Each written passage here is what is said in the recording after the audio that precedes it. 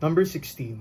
Under Section 1201 of the CMTA, vessels and aircrafts engaged in foreign trade shall visit blank only, except as otherwise especially allowed by law. Letter A. Ports and airports engaged in foreign trade. Letter B. Designated ports of entry. Letter C. Principal ports of entry and its subports of entry. Or letter D. None of the above.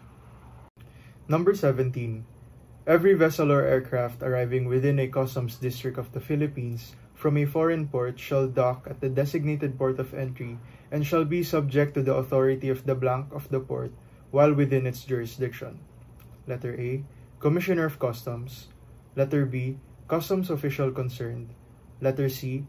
District Collector. Or letter D. President. Number 18. Unauthorized tugboats and other vessels shall keep away from such vessel engaged in foreign trade at a distance of blank. Letter A. Approximately 50 meters. Letter B. Not less than 100 meters. Letter C. Not less than 50 meters. Or letter D. Not exceeding 100 meters. Number 19. The following customs personnel shall be the members of the customs boarding team, except for one.